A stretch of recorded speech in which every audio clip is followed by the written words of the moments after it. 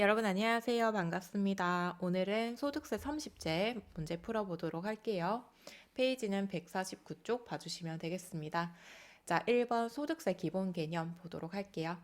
자, 소득세법상 기본 원칙에 대한 설명으로 가장 옳지 않은 것. 1번, 종합소득은 원칙적으로 종합과세하고 퇴직소득과 양도소득은 분류과세한다. 자, 우리 종합소득이라고 하면 2배 사근 연기죠. 2배 사근 연기. 이자소득, 배당소득, 사업소득, 근로, 연금, 기타. 이 6가지 소득을 합쳐서 신고하는 게 원칙이죠. 종합과세. 그리고 퇴직소득이랑 양도소득은 각각 따로 신고 납부하는 게 원칙입니다. 이것을 분류과세라고 하죠. 자, 2번 사업소득이 있는 거주자의 종합소득세 납세지는 사업장의 소재지로 한다. 자, 2번이 틀렸고요. 사업소득이라고 하더라도 개인의 주소지로 하셔야 돼요. 그러니까 집 주소로 해야 된다라고 생각하시면 돼요. 자, 그런데 다만 예외적으로 나는 사업장으로 하고 싶다라고 할 때는 신고하시면 돼요. 신고를 하시면 사업장으로도 가능합니다.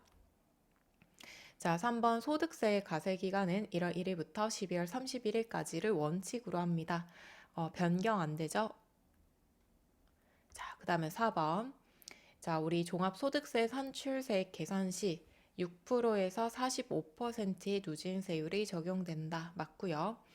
자, 소득에 따라서 6%를 산출세액으로 계산할 수도 있고, 자, 소득이 많다라고 했을 때는 최대 45%까지 계산이 가능합니다.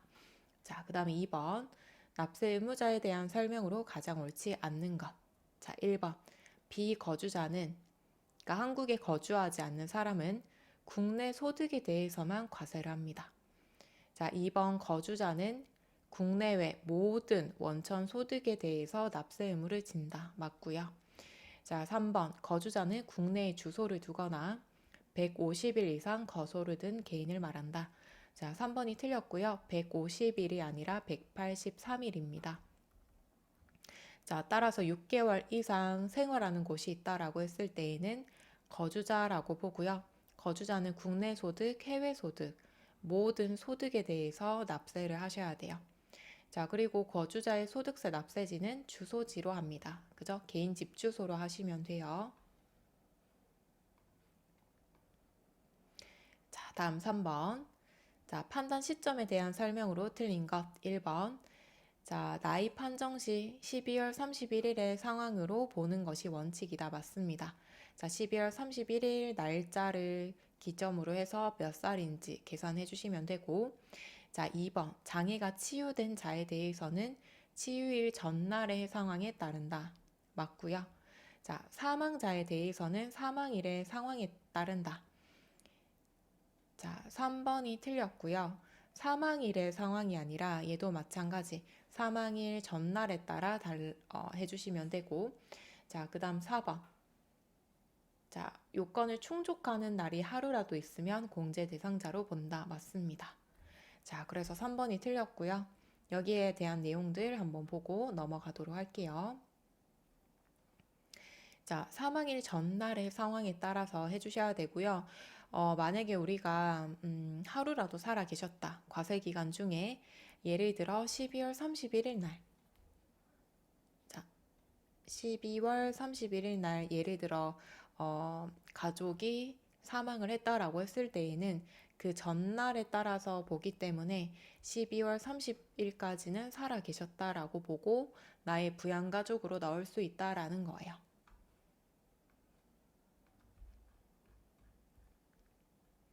자, 그 다음 4번. 자, 종합소득에 대한 설명으로 가장 옳은 것. 1번. 종합소득금액은 이자, 소득, 배당, 사업, 근로, 퇴직, 기타, 연금 모두 합산한 것을 말한다. 자, 1번은 틀렸죠? 자, 퇴직소득은 분류과세하기로 했습니다. 따로 신고하겠다. 자, 2번. 원천 징수된 소득은 종합소득금액에 포함될 수 없다. 자, 2번 틀렸고요. 원천 징수를 했다가 나중에 종합소득에 포함을 시켜서 다시 한번 정산을 해주셔야 돼요. 자, 그래서 있다라고 봐주셔야 되고요. 자, 3번. 부가가치세법상 영세율 대상에서 발생하는 매출은 소득세법상 소득금액에 제외한다. 자, 3번 틀렸고요. 우리 영세율도 저희가 매출하고 소득이 발생한 거죠. 포함시켜 주셔야 돼요. 영세도 포함. 자, 4번.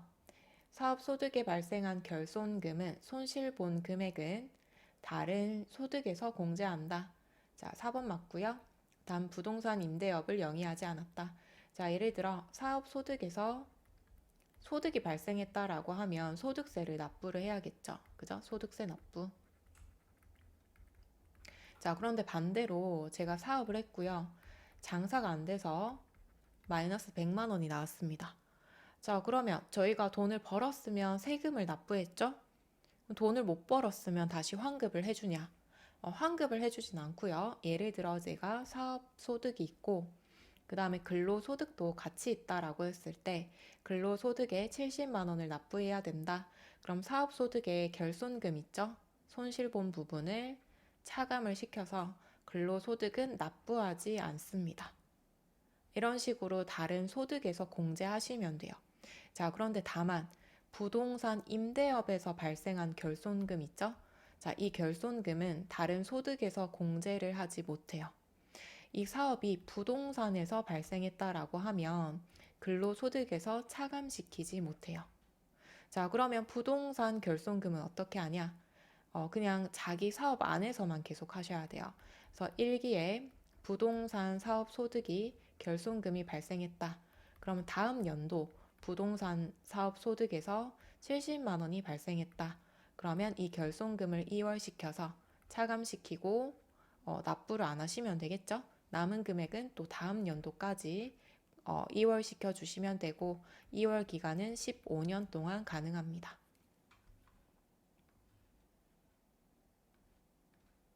자, 그 다음에 5번 볼게요.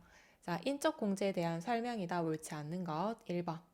자, 기본 공제 판정에 있어 종합소득금액, 퇴직소득금액, 양도소득금액을 합하여 판단한다. 맞아요.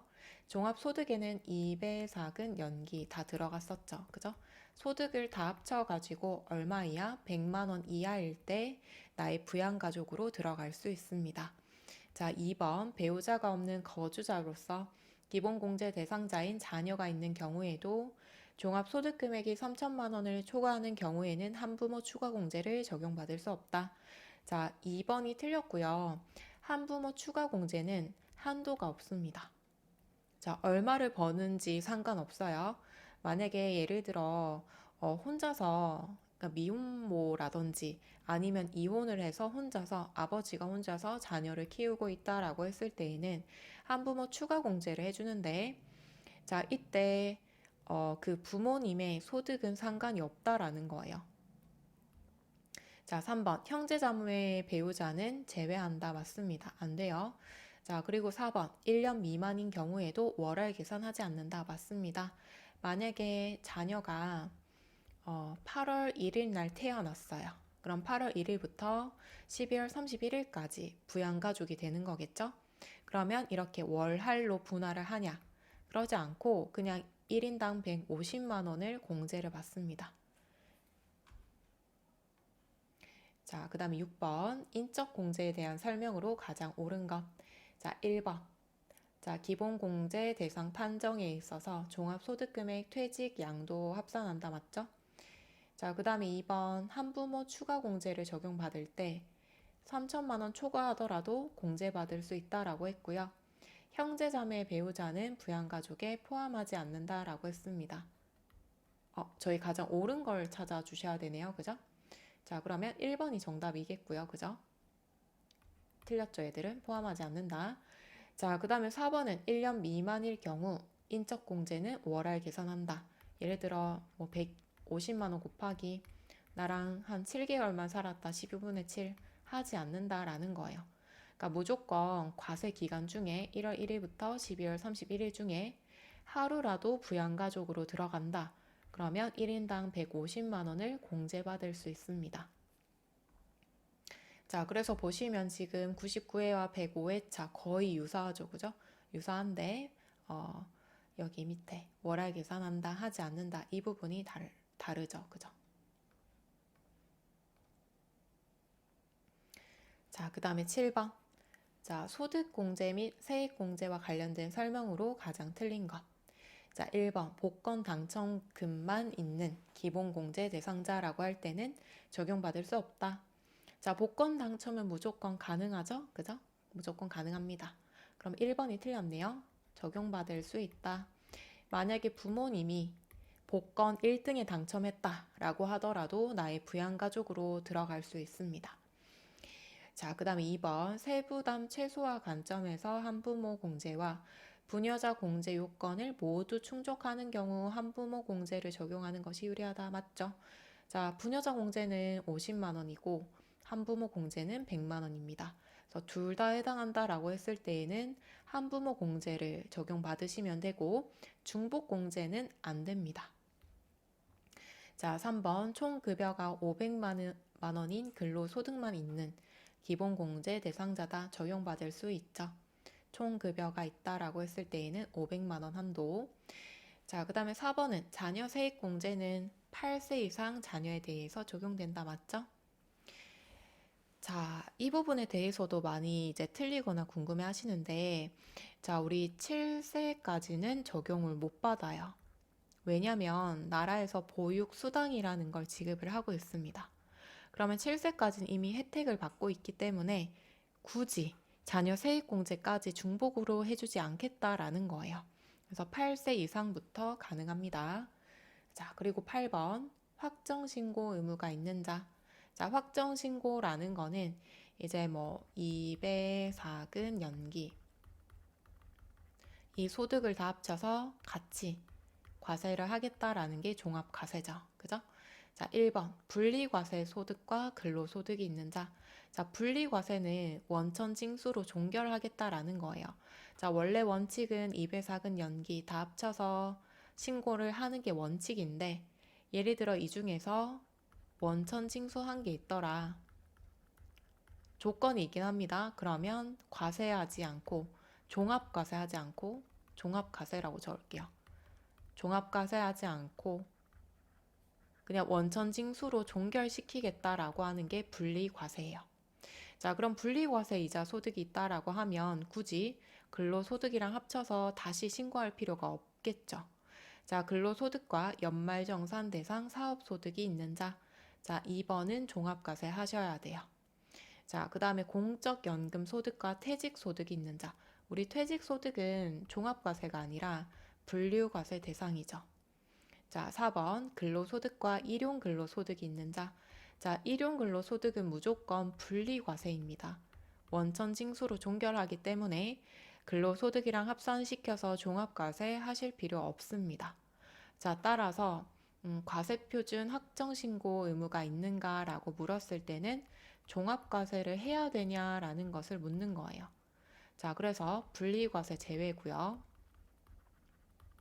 분리과세 제외하고 그 다음에 분류과세 제외해 주시면 돼요.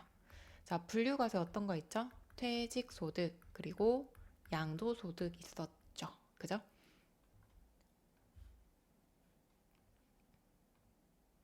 자, 그 다음에 9번. 자, 원천 징수세율이 가장 낮은 소득은 얼마인가? 자, 1번 복권 당첨 소득 3억 원 초과분. 자, 우리 2억까지는 20% 원천 징수하고요. 2억 초과분에 죄송해요. 3억 죄송해요. 3억 이전부터는 20%고요. 그 다음에 3억 초과하면 30%를 원천 징수합니다. 자, 그 다음에 비실명 이자 소득, 실명이 없는 이자 소득이다. 뭔가가 잘못됐죠, 그죠? 저희가 정기예금이나 정기적금을 가입하실 때 실명으로 가입을 하는데 실명이 없대요. 이런 경우에는 최고 세율 45%를 적용받습니다. 자, 이자 소득 중에 비영업 대금이익은 25%. 자, 일용직이다라고 했을 때에는 일시적인 소득이죠. 그죠? 그렇기 때문에 가장 낮은 세율인 6%를 적용하고 있습니다. 그래서 가장 낮은 세율은 4번이에요. 그래서 여기 있는 세율들은 많이 묻기 때문에 외워주시면 좋을 것 같습니다. 자, 그 다음에 10번 과세 방법이 다른 하나는 복권은 무조건 분리, 일용도 무조건 분리, 종합과세 할 필요 없어요. 계약금이 위약금으로 대체되는 경우에 위약금이나 배상금. 자, 3번이 정답이고요. 3번은 종합과세 해주셔야 돼요. 자, 그 다음에 4번 비실명 이자 소득은 분리과세를 합니다. 자, 그 다음에 11번 과세기간에 대한 설명으로 옳지 않는 것. 1번 거주자가 사망 또는 국외 이주를 했다라고 했을 때 그 경우를 제외를 하고, 그러니까 특수한 경우를 제외하고 일반적으로는 1월 1일부터 12월 31일까지를 한다. 맞죠? 자, 거주자가 사망했다라고 했을 때는 1월 1일부터 사망한 날이 속하는 달의 말일까지로 한다. 2번이 틀렸고요. 사망일까지를 설정해 주시면 돼요. 자, 그 다음에 3번 과세기간을 임의로 설정하는 것을 허용하지 않는다. 맞아요. 자, 원칙적으로는 1월 1일부터 12월 31일까지를 과세기간으로 설정을 하셔야 됩니다. 자, 그 다음에 4번 국외로 이주한 경우에는 1월 1일부터 출국한 날까지로 한다. 맞아요. 자, 그래서 특수한 경우를 제외하고는 1월 1일부터 12월 31일까지를 과세기간으로 해주셔야 되고요. 자, 특수한 기간을 볼게요. 만약에 사망했다라고 하면 사망일까지, 해외로 출국했다 그러면 출국일까지. 자, 신고는 자, 원칙은 다음 연도 5월 한 달간 신고해 주시면 되고, 사망했다라고 할 때에는 상속받고요. 말일로부터 6개월이 되는 날까지 신고하시면 돼요. 그러니까 6개월의 시간을 주는 거예요. 그 다음에 출국했다라고 했을 때 출국일 당일에는 시간이 없겠죠. 그죠? 비행기를 타고 가야 되기 때문에 출국일 전날까지 신고하시고 가시면 되겠습니다. 자, 그 다음에 12번 이자 소득이 아닌 것. 자, 1번 직장 공제 초과 반환금 맞죠? 자, 비영업 대금의 이익 맞죠? 이자 소득으로 들어가고, 자, 연금 저축의 연금 계좌에서 연금 외로 수령하는 일시금이다. 자, 얘는 기타 소득으로 들어갑니다. 만약에 연금 소득이다, 연금 저축에서 연금 형식으로 받는다 그러면 연금 소득으로 들어가고요. 지금 연금이랑 관련 없이 돈을 받고 있다라고 하죠. 그러면 기타 소득 쪽으로 들어갑니다. 정답은 3번이고, 자, 저축성 보험의 보험 차익. 자, 제가 보험을 가입을 했어요.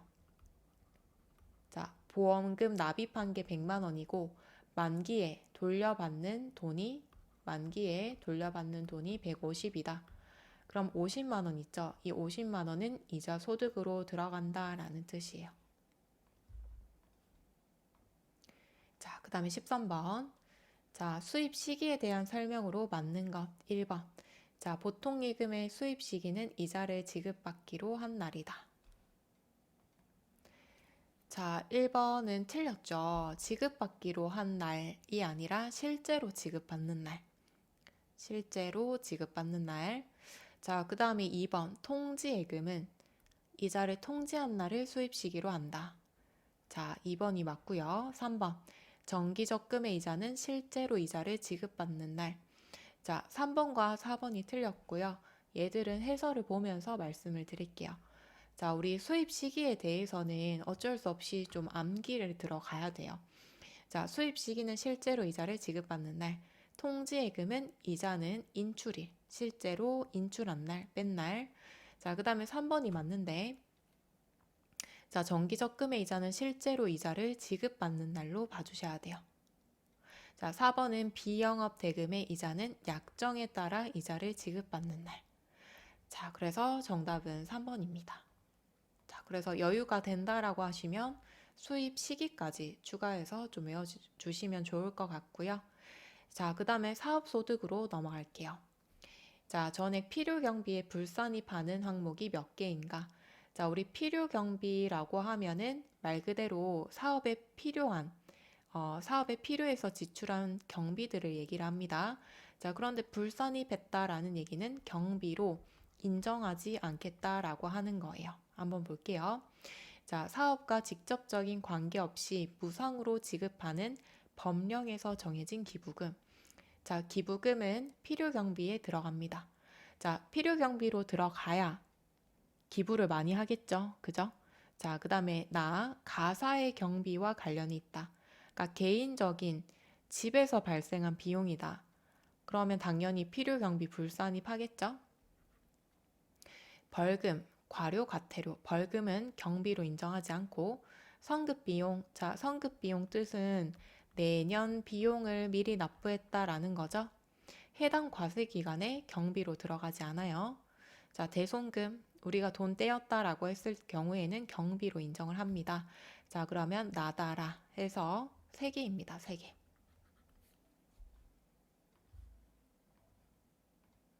자, 그 다음에 15번 필요 경비에 해당하지 않는 것. 사업에 직접 종사하고 있는 배우자의 급여. 자, 사업에 직접 일을 하고 있대요. 그러면 당연히 들어가야겠죠. 2번 판매한 상품 또는 제품의 보관료, 포장비, 운반비 당연히 들어가야겠죠. 자, 운행 기록을 작성 비치한 업무용 승용차 관련 비용 중 업무에 사용했다라고 하면 당연히 들어가야 되고요. 자, 4번은 필요 경비가 아닙니다. 새마을금고에 지출한 기부금. 자, 지금 14번이랑 15번 같이 연결해서 설명을 드리면 우리 방금 풀었던 기부금은 경비로 인정을 하겠다라고 했죠. 근데 지금은 또 경비로 인정하지 않는다라고 하죠. 이유는 새마을금고가 포인트예요. 새마을금고에 기부를 했다라고 했을 때에는 경비로 인정하지 않습니다. 그러니까 새마을금고가 아니라 뭐 예를 들어 고아원 쪽에 기부를 했다라고 했을 땐 경비로 인정을 하는 거죠.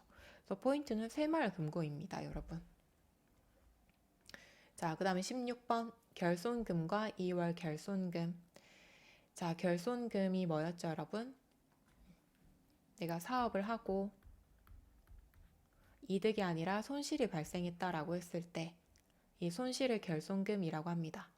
자, 그럼 사업에서 환급은 못 받고요. 만약에 연금 소득이 있다.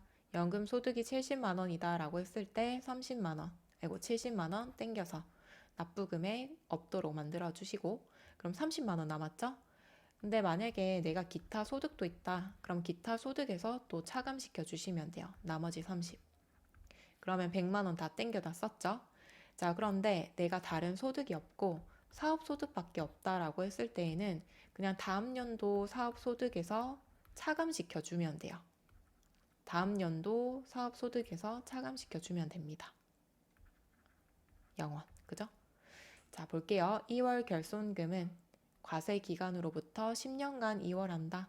자, 이렇게 2월 하는 거는 15년 동안 가능해요. 자, 그럼 1번이 틀렸죠? 자, 2번 해당 기간의 소득 금액에 대해 추계 신고를 할 때에는 2월 결손금 공제가 원칙적으로 불가능하다. 자, 추계 신고는 추정 계산한 거예요. 추정 계산하겠다. 확정이 아닙니다. 따라서 결손금 공제 불가능합니다. 자, 그 다음에 부동산 임대업에서 발생했다라고 했을 때에는 자, 부동산 임대업 외에 일반적인 사업 소득에서 공제할 수 없다. 자, 어때요? 자, 맞죠? 자, 만약에 내가 사업 소득을 했고요. 부동산에서 발생한 소득일 때 다른 근로소득에서 공제가 불가능해요. 자, 그래서 얘들은 무조건 부동산 소득 안에서만 공제를 하셔야 됩니다. 자, 그리고 4번 결손금이 발생하고 2월 결손금이 있다라고 했을 때 첫 번째로는 결손금부터 공제를 해주시고 그 다음 두 번째로 넘어온 2월 결손금 사용해 주셔야 돼요. 자, 그래서 첫 번째 순서는 결손금부터 두 번째는 2월 결손금을 공제해 주셔야겠습니다.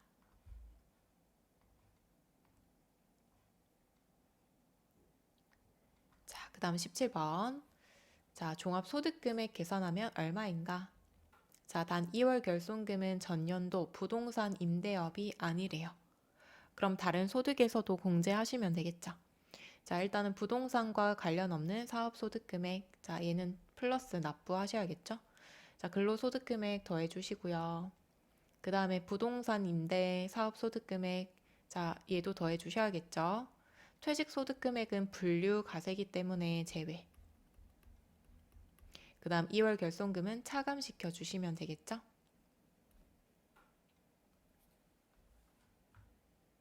자, 그럼 정답은 1번입니다. 그죠? 자, 특히 우리 부동산에 대해서 많이 헷갈려 하세요. 자, 부동산, 임대, 사업소득. 만약에 플러스다. 자, 플러스는 다른 소득이랑 같이 더해주시면 돼요. 근데 만약에 결손금이다라고 했을 때에는 부동산 임대 사업 소득에서만 차감시켜 줘야 돼요. 아셨죠? 플러스가 나왔다 그러면 다른 소득이랑 합산시켜 주고, 만약에 여기 있는 2월 결손금이 부동산이랑 관련이 있다라고 하면 부동산에 대해서만 차감을 시켜줘야 돼요. 그럼 얼마밖에 못해요? 1,500만 원밖에 차감을 못 시키는 거예요. 이해 가시죠? 자, 플러스가 나왔다 다른 소득이랑 더해주고, 마이너스 결손금이 나왔다라고 했을 때에는 부동산 임대 사업 소득에서만 차감을 시켜 주셔야 됩니다. 자, 그 다음에 18번. 자, 종합소득금액 얼마인가? 자, 사업소득금액 더해주시고요. 음식점업에서 마이너스가 나왔죠? 자, 부동산과 관련이 없기 때문에 결손금 마이너스 해주시면 되고, 자, 그 다음에 사업소득금액 부동산 임대업에서 결손금이 나왔습니다.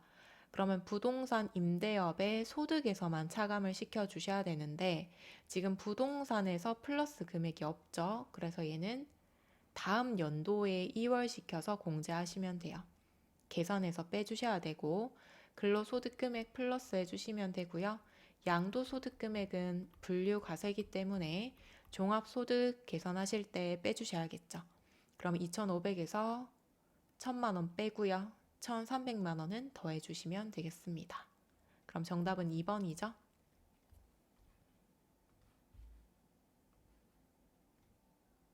자, 그 다음에 19번. 이번에도 사업소득 또는 뭐 근로소득 다 더해주시면 되고, 결손금 좀 주의해 주셔야겠죠.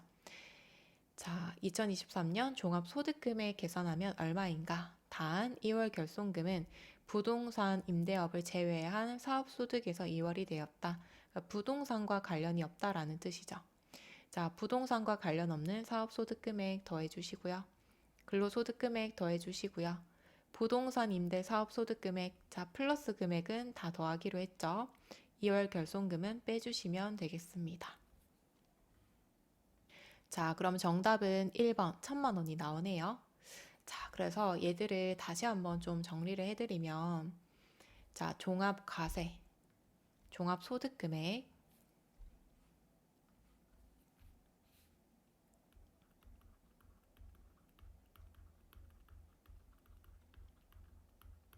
자, 요거 구할 때 첫 번째로는 종합과세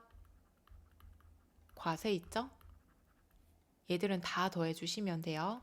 2배, 4근, 연기. 얘들은 다 더한다. 자, 그 다음에 두 번째로 결손금은 어떻게 한다? 결손금, 2월 결손금은 빼준다. 근데 어떤 거 제외하시면 돼요?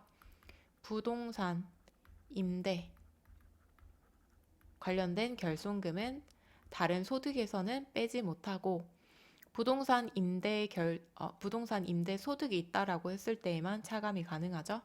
그 다음에 또 제외시켜야 되는 게 있어요. 분류과세 제외시켜야겠죠. 분류과세는 아예 제외를 시켜줘야 되고, 퇴직소득금액, 양도소득금액은 아예 제외를 시켜주셔야겠습니다. 자, 그 다음 20번 부동산 임대업에 대한 설명으로 틀린 거. 자, 1번. 자, 주거용 건물 임대업에서 발생한 수익금액은 2천만 원이 초과하는 경우에도 분리과세 가능하다. 자, 1번이 틀렸네요. 그죠? 2천만 원 초과하면 분리과세 안 되고요. 종합과세 해주셔야 돼요. 종합과세. 자, 그런데 이때 주의하실 점이 있어요. 위에 보시면 주거용 건물이라고 나와 있죠. 주거용. 그러니까 주택 건물이다라고 했을 때 2천만 원 이하면 분리과세 가능하고요. 2천만 원 초과하면 종합과세 하셔야 돼요. 자, 그 다음에 상가용이다. 그러면 무조건 종합과세 하셔야 돼요. 분리과세 없습니다. 아셨죠? 자, 그 다음에 나머지는 한번 읽어볼게요. 정답은 일단 1번. 자, 한 개 주택 소유자가 한 개 주택을 임대하고 있는 경우 간주 임대료에 대한 임대보증금에 대한 간주임대료 계산하지 않는다. 맞습니다. 자, 그 다음에 주거용 건물 임대업에서 발생을 했고 2천만 원 이하인 경우 분리과세 선택할 수 있다라고 방금 말씀을 드렸죠. 그 다음에 4번도 있긴 한데 사실 우리가 이제 별로 의미가 없어요. 물론 알면 좋겠지만 자주 나오는 문제도 아니기 때문에 어, 1번과 3번 있죠. 요 정도만 잘 기억을 하셔도 다른 문제 풀 수 있어요. 그래서 모르는 문제가 나왔다, 문장이 나왔다, 근데 별로 의미가 없다라고 하면 굳이 외우는 것까지는 추천하지 않습니다. 그래서 그냥 넘어갈게요, 여러분.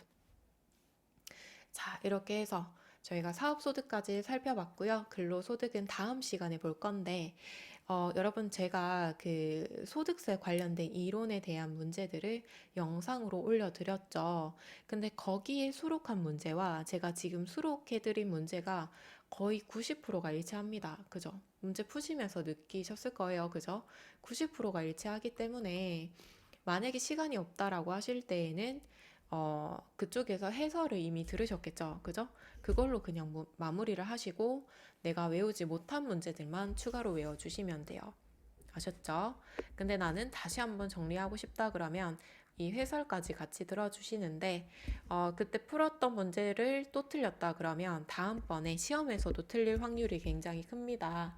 따라서 여기에 대한 문제들 잘 봐주시고 오답 정리 꼭 잘 해주셔야 돼요. 아셨죠? 자, 그러면 저희는 다음 시간에 근로소득 이어서 보도록 하겠습니다. 수고하셨습니다.